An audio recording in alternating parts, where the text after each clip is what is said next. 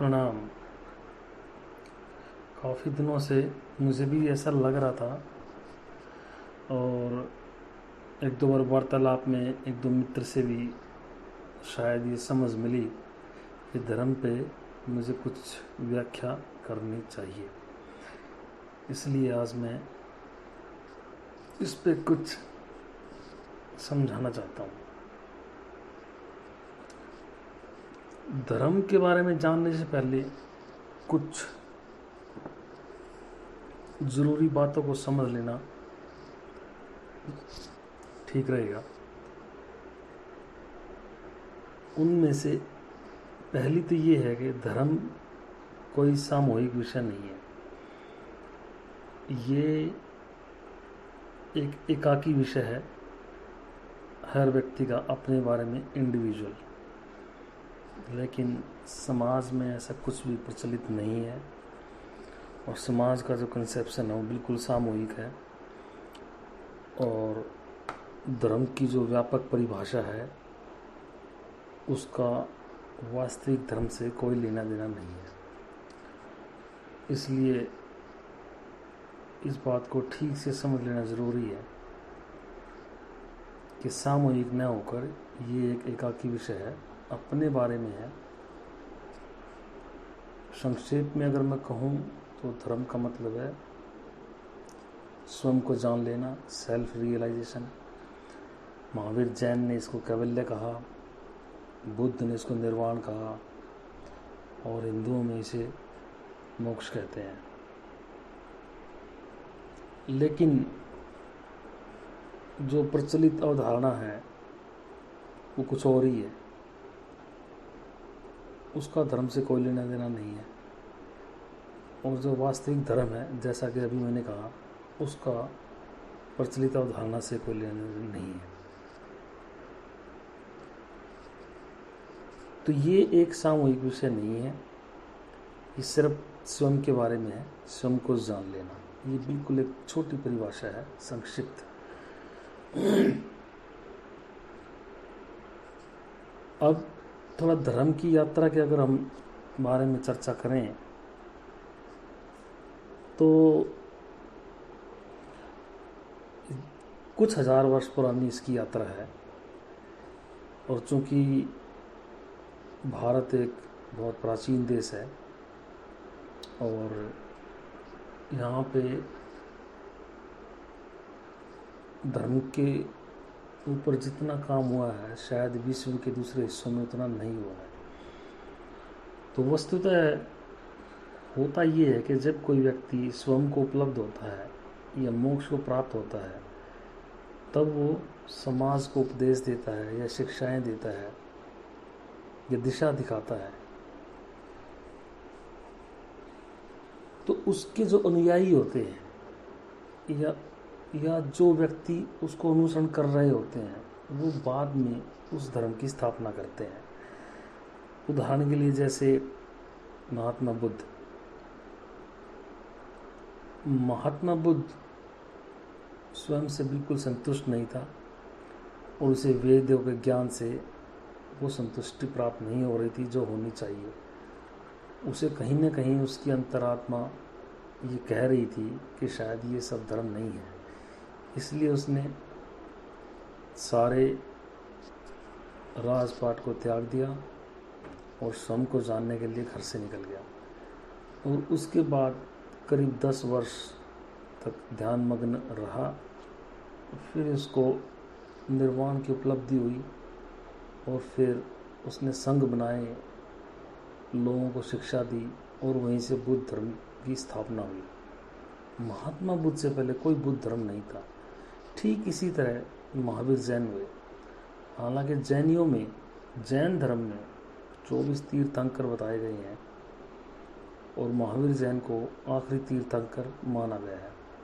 उससे पहले भी हुए जैसे पार्श्वनाथ, ऋषभ और कुछ और, लेकिन महावीर जैन को 24वां माना गया और उसके बाद कोई तीर्थंकर नहीं माना गया। महावीर जैन को लोग कहते थे जिन मतलब विजय। जिसने अपने ऊपर विजय प्राप्त कर ली हो। फिर जिन शब्द से ही जैन शब्द बन गया, जो शब्द बाद में बिगड़कर जैन धर्म कहलाया। इसी तरह बाद में चलकर करीब 500 वर्ष बाद जीसस का अवतरण हुआ। जीसस एक यहूदी था, लेकिन जब से वो ऐसी अवस्था को उपलब्ध हुआ जिसे मैंने अभी बताया, इंग्लिश में साल्वेशन जिसको बोलते हैं, उसके भी अनुयायियों ने क्रिश्चियनिटी की स्थापना की और जीसस के फॉलोअर्स के द्वारा ईसाई धर्म की स्थापना हुई। करीब 7वीं सदी के आसपास मोहम्मद पैगंबर हुआ, जिसने इस्लाम धर्म की स्थापना की। जितने भी ये महापुरुष रहे हैं या जिनका मैं जिक्र यहाँ पर कर रहा हूँ, उन्होंने खुद कभी स्वयं ये कोई कोशिश कभी करी नहीं होगी, और एक बुद्ध पुरुष को भी ये कोशिश कर ही नहीं सकता कि उसके नाम पर कोई धर्म बनाया जाए। लेकिन समाज की दशा और दिशा ऐसी है कि जिस व्यक्ति को आप पूजते हैं या मानते हैं, उसकी शिक्षाओं को मानते हैं, फिर वही एक परिपाटी चल पड़ती है और वही एक धर्म बन जाता है। उसके बाद भी भारत के हिंदी साहित्य में जब भक्ति काल हुआ तो गुरु नानक का उदय हुआ। इसी तरह गुरु नानक के पीछे सिख धर्म की स्थापना हुई, कबीर के पीछे कबीरपंथी हुए, और ये 5-6 या तकरीबन 8-10 लोगों के नाम मैं इसलिए बता रहा हूँ आपको, ताकि इस बात की समझ विकसित हो सके कि धर्म एक्चुअली में है क्या। इन व्यक्तियों से पहले इन धर्मों की कोई स्थापना नहीं थी। महात्मा बुद्ध भी एक हिंदू थे, महावीर जैन भी हिंदू थे, और इन सारे धर्मों के अलावा एक धर्म का अगर जिक्र ना होगा तो शायद सब अधूरा ही रह जाएगा, वो है हिंदू धर्म। एक हिंदू धर्म ऐसा है जो किसी एक व्यक्ति के पीछे नहीं चलता और जिसकी स्थापना किसी एक व्यक्ति ने नहीं की। हिंदू धर्म में सैकड़ों नहीं हजारों व्यक्ति ऐसे हैं जो सत्य को उपलब्ध हुए। उनकी सबकी पूजा हिंदू समाज ने की, लेकिन कोई एक ऐसा नाम जिस धर्म को दे सके ऐसा कभी ना हो पाया। और इस संदर्भ में हिंदू शब्द को जान लेना भी जरूरी है। हिंदू शब्द कोई बहुत पुराना शब्द नहीं है, तकरीबन 2500 बरस पहले इसकी उत्पत्ति हुई, बुद्ध के समय के आसपास। दरअसल पहले देशों की कोई सीमाएं नहीं होती थी, भारत की भी कोई सीमा नहीं थी। जमीन जहाँ जहाँ तक राजा जीत लेते थे वहाँ तक साम्राज्य फैल जाता था। भारत भी ईरान, इराक से लेकर और तकरीबन तुर्की तक फैला हुआ था, और लोग घुमक्कड़ प्रवृत्ति के होते थे। समाज कहीं एक जगह बसता नहीं था, घूमते रहते थे। इंग्लिश में नोमैडिक्स बोलते हैं। तो जो लोग ईरान से भारत आते थे, क्योंकि ईरान भी एक समृद्ध परंपरा वाला देश रहा है, वो भारत से व्यापारिक गतिविधियों के चलते या राजनीतिक गतिविधियों के चलते भारत में उनका आवागमन होता रहता था। और चूँकि जितने भी लोग घूमते रहते थे वो सब ऐसी जगह रहना पसंद करते थे जहाँ पानी हो, यानी ज़्यादातर नदियों के किनारे। तो भारत के लोग भी सिंधु नदी के किनारे रहते थे। और जब ईरान में भारत के लोगों का जिक्र होता था तो वो कहते थे वो लोग जो सिंधु नदी के किनारे रहते हैं। लेकिन फारसी भाषा में सैको है बोलते हैं, और भारत में ही फारसी बोली जाती थी। इसलिए उन्होंने सिंधु की बजाय हिंदू बोलना शुरू कर दिया, और इस तरह से भाषा के बिगड़ने से हिंदू शब्द प्रचलित हो गया। वरना जो लोग अपने आप को हिंदू कहते थे या जो बाद में हिंदू कहलाए, उससे पहले उनका नाम था आर्यव्रत। आर्यन थे जो पहले हिंदुस्तान में आए थे। आर्य ही हुए जिन्होंने वैदिक संस्कृति की रचना की, और बुद्ध से कुछ बरस पहले तक, कुछ 100 बरस पहले तक हिंदू संस्कृति के लोगों को आर्यवर्त कहा जाता था। तो ये हिंदू की एक परिभाषा हुई। लेकिन हिंदू में ऐसा कभी ना हुआ कि किसी एक व्यक्ति के पीछे किसी धर्म की स्थापना हुई हो। जैसे बुद्ध के पीछे बौद्ध धर्म, जैन धर्म, सिख धर्म, ईसाई धर्म और इन सब की स्थापना हुई। आज के दिन समाज में जो अवधारणा है वो इन्हीं पर आधारित है। समाज को उन व्यक्तियों से कोई लेना देना नहीं है जो सच में सत्य को उपलब्ध हुए, चाहे वो गुरु नानक हो, चाहे कबीरदास हो, चाहे जैन और चाहे बुद्ध हो।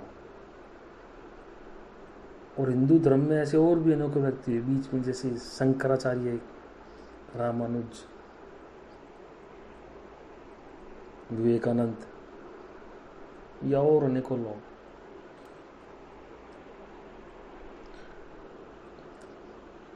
और जब भी धर्म का जिक्र होता है तो लोगों में एक भ्रांति फैल जाती है, और समाज ज़्यादातर मूढ़ता की अवस्था में ही जीता है, उसे आदत पड़ी होती है। जैसे ही आप धर्म का जिक्र करेंगे आपके मन में एक विशेष प्रकार का पूर्वाग्रह ग्रसित विचार या चित्र उभर आता है। जैसे अगर आप हिंदू धर्म का जिक्र करेंगे तो आपके मन में राम का चरित्र आएगा, कृष्ण का आएगा। इसी तरह और धर्मों में भी अगर हम मुसलमान हैं और मुस्लिम धर्म का जिक्र करेंगे तो मोहम्मद पैगंबर का एक चरित्र आपके सामने होगा। तो धर्म की जब हम बात करते हैं तो आमतौर पर लोग बोर हो जाते हैं, क्योंकि उनको लगता है संसार अलग है और धर्म अलग है। वस्तुतः ऐसा है नहीं। संसार का व्यक्ति कहता है मैं तो भोग विलास में डूबा हूँ, मुझे धर्म से कोई लेने देना नहीं है। और जो तथाकथित धार्मिक लोग हैं वो कहते हैं नहीं, संसार छोड़ दो, संसार भोगने का नाम नहीं है, संसार तो त्यागने का नाम है। उन्होंने हमेशा ही समाज को गलत दिशा दिखाई। लेकिन हकीकत ये है कि दोनों ही एक सिक्के के पहलू हैं, धर्म भी और संसार भी।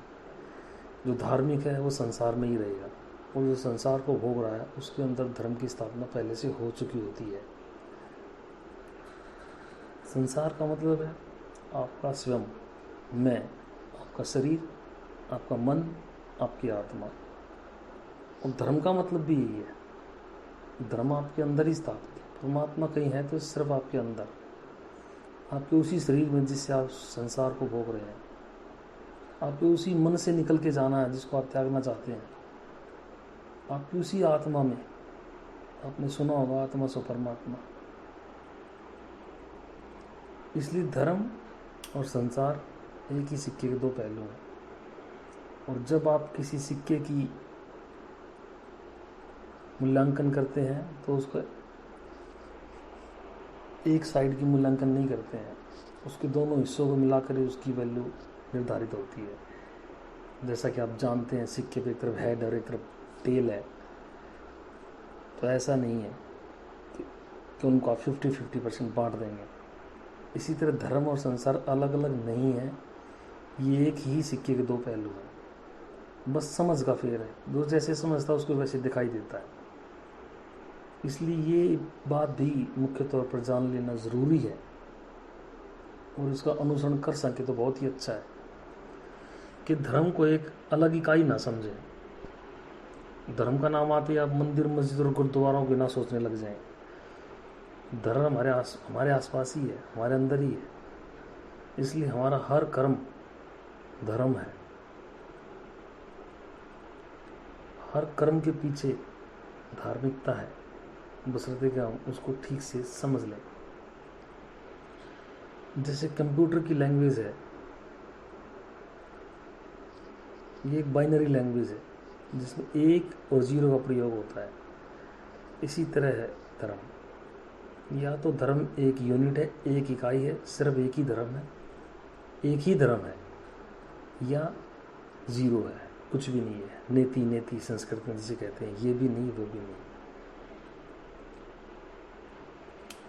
इसको आप किसी भी तरह व्याख्या कर सकते हैं, मतलब एक ही है। और जब मैं धर्म की बात करता हूँ तो सिर्फ धर्म का मतलब है सिंगुलर, नो प्लूरलिटी। ये प्लूरल नहीं है, धर्मों जैसा कोई शब्द नहीं है कि बहुत सारे धर्म, ऐसा कभी हो ही नहीं सकता। धर्म है ही एक, जैसे पूरा एक कॉस्मिक यूनिटी है, एक ब्रह्मांड जिसका ना कोई आदि है ना कोई अंत है, न शुरुआत है न खात्मा है, बस है एग्जिस्टेंशियल, अस्तित्वगत। इसलिए एक धर्म को जानने का मतलब वही है जैसा कि मैंने अभी बताया, सिर्फ स्वयं को जान लेना। बहुत सारे धर्मों की जब हम बात करते हैं तो कुछ नहीं कर रहे होते हैं, बस बहुत सारे महापुरुषों का जिक्र कर रहे होते हैं जिनका अभी मैंने जिक्र किया, वो चाहे बुद्ध हो, जैन हो, जीसस हो, कृष्ण हो, राम हो, या जिनको भी आप मानते हैं। लेकिन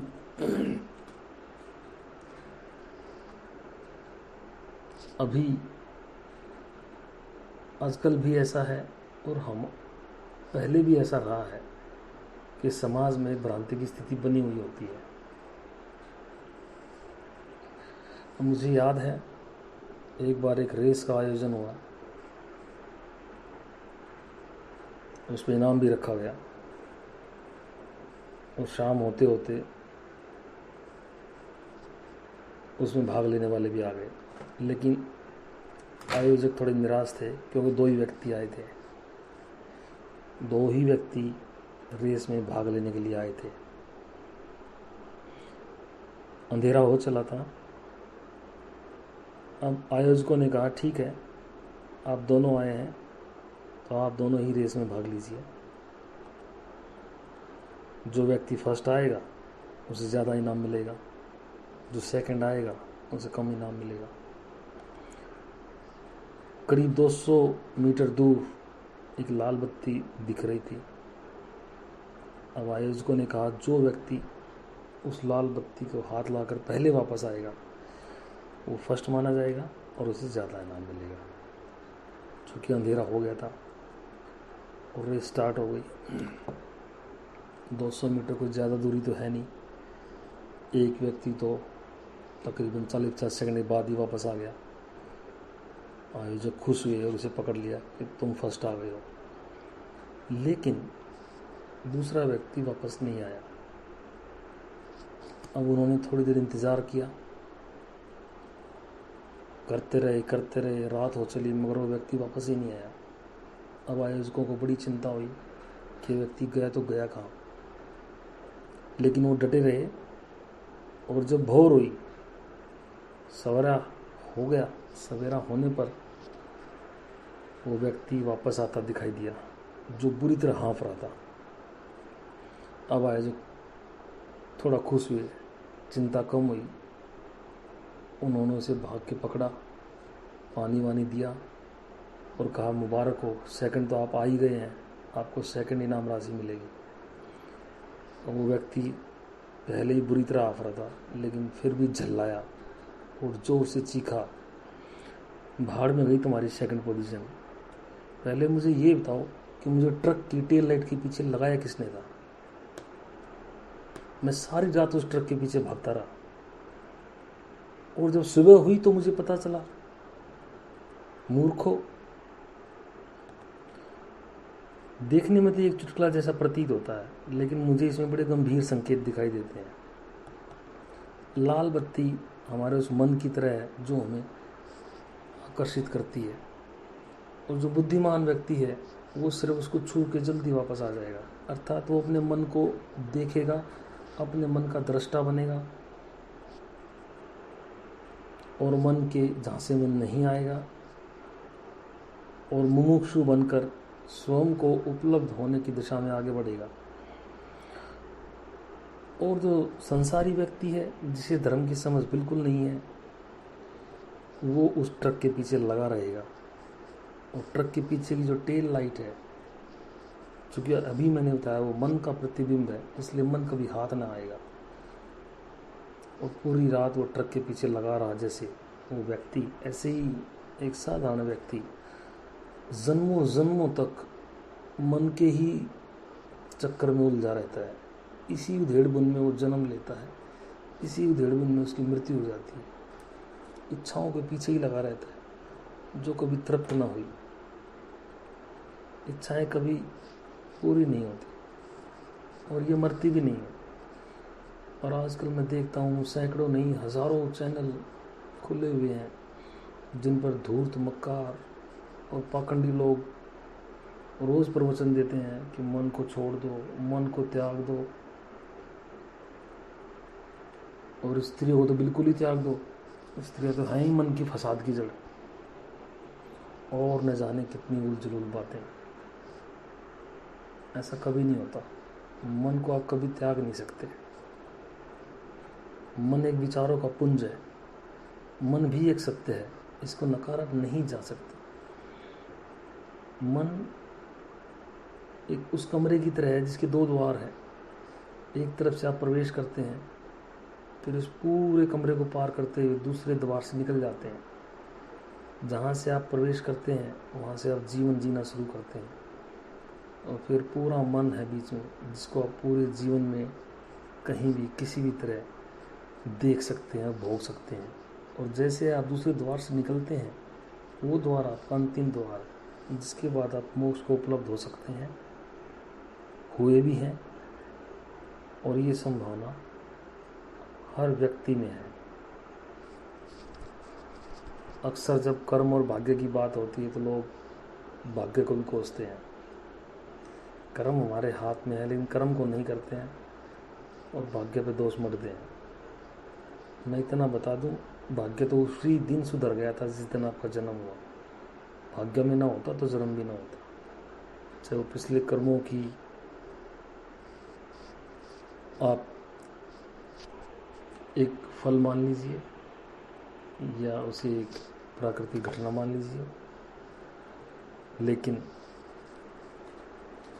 जब से आपका इंसान के रूप में, इंसान की योनि में जन्म हुआ है, आप ये मान के चलिए कि आपका भाग्य सुधरा हुआ है। उसके बाद जितनी भी हमारे जीवन में घटनाएं घटती हैं, वो सब या तो मन से जुड़ी होती हैं या फिर वो प्राकृतिक होती हैं। और मन का भी ठीक से समझ लेना। मन की अगर मैं और सूक्ष्म व्याख्या करूं तो मैं जमा न, मैं मतलब स्वयं, अहंकार, न मतलब ना, no identity of myself. तो अहंकार को जब आप त्यागेंगे तो मन भी अपने आप विसर्जित हो जाएगा। इसलिए मैं अहंकार के त्यागने को ही मन का विसर्जन कहता हूँ। मन को त्याग देने से ही, या त्याग देने से, उसको समझ लेने से आप वहाँ पहुँच जाएंगे जहाँ बुद्ध है। आप भी उसी धरातल पर खड़े हो जाएंगे जिस पर महावीर जैन है, या गुरु नानक है, कृष्ण या राम है, जीसस है। मन तो उनका भी विसर्जित हुआ। बुद्ध को जब निर्वाण प्राप्त हुआ उसके बाद फिर वापस आ गए। मन ने तो कहा ही होगा, सत्य तो उपलब्ध हो ही गया, लेकिन मन में विचार तो आते ही रहते हैं। कहीं ना कहीं से लगा ही होगा क्या मुझे जाकर समाज की सेवा करनी चाहिए। इसलिए मन छूटा नहीं, सिर्फ डिसॉल्व हो गया, विसर्जित हो गया, उसका अस्तित्व खत्म हो गया। बुद्ध मन का एक दृष्टा बन गया, सिर्फ देखने वाला। दृष्टा मतलब देखने वाला। इसलिए मैं कहता हूँ सृष्टि के दृष्टा बने, प्रकृति के साथ जुड़ेंगे, प्रकृति में हो क्या रहा है उन घटनाओं का जब आप अवलोकन करेंगे और अपने आप को छोटी मोटी घटनाओं से भी जोड़ते चलेंगे तो स्वयं मन के दृष्टा हो जाएंगे। और अगर आप ठीक से मन की एक इंद्री को भी जीत पाए या उसके दृष्टा बन पाए तो बाकी भी अपने आप से अलग हो जाएंगी, क्योंकि सारी इंद्रियां ही एक दूसरे से जुड़ी होती हैं। उदाहरण के लिए अहंकार और ईर्ष्या, ये दोनों एक दूसरे के विपरीतार्थक हैं। अहंकार का मतलब है आपके पास कुछ ऐसा होना जो किसी दूसरे के पास ना हो। चाहे आपके पास ज़्यादा धन हो, बलिष्ठ शरीर हो, ताकत हो, यश हो, सुंदरता हो, वो कुछ भी हो सकता है। अहंकार का अपना कोई वजूद होता नहीं है। अहंकार हमेशा दूसरे पर आधारित होता है। और ईर्ष्या बिल्कुल ठीक इसके विपरीत होती है। ईर्ष्या का मतलब है आपके पास कुछ ऐसा ना होना जो दूसरे के पास ज़्यादा है। वो कुछ भी हो सकता है, धन, यश, सुंदरता, कुछ भी। अहंकार में सुपीरियर कॉम्प्लेक्स ज़्यादा होगा और ईर्ष्या में इन्फीरियर कॉम्प्लेक्स ज़्यादा होगा। इसलिए अगर आप एक इंद्रिय पर काम करते हैं तो सारी इंद्रियां स्वतः जुड़ के एक दिशा में काम करने लग जाएंगी। और जब आप मन के दृष्टा हो जाएंगे, उस दिशा में आगे बढ़ेंगे, मुमुक्षु हो जाएंगे, तब आप ठीक धर्म के मार्ग पर चलने लगेंगे। इसलिए मैं कहता हूँ कि ये धर्म नहीं है कि ये हम हिंदू हैं, हम मुसलमान हैं, हम सिख हैं, इनका कोई वजूद नहीं है। अगर इनके स्थापक ना होते तो ये धर्म भी ना होते। लेकिन चूँकि इतिहास हजारों बरस पुराना है, अनेकों धारणाएं, अवधारणाएं, प्रचलन नए भी शुरू हुए, लुप्त भी हो गए और कुछ में संशोधन भी हो गया। इसलिए जब सारा साहित्य उठाकर और आप सारे धर्मों को एक साथ उठाकर तुलना करने बैठ जाएंगे तो सब कुछ गड्ढमड होता नजर आएगा, क्योंकि कुछ भी समझ ना आएगा। धर्म है एक ही, लेकिन इसकी व्याख्याएं हजारों नहीं है, लाखों हैं। अब जिसको ठीक से समझ सकते हैं वहीं से आप इसको ठीक से समझ लीजिए। है ये आपका एकाकी विषय। मैं फिर से कहता हूँ, स्वयं को जानने का प्रयास करें और जीवन को ऐसे मार्ग पर ले जाएं जहाँ आप मोक्ष प्राप्ति की ओर आगे बढ़ सकें। ये बात तय है कि जितना आप इस जीवन में प्राप्त करेंगे वो व्यर्थ नहीं जाएगा। अगर इस जीवन में सफल हुए तो ठीक है, ना भी हुए तो वो फिर अगले जन्म में काम आएगा। जितना आप कमा चुके होंगे वो जुड़ जाएगा। बस इतना ही। प्रणाम।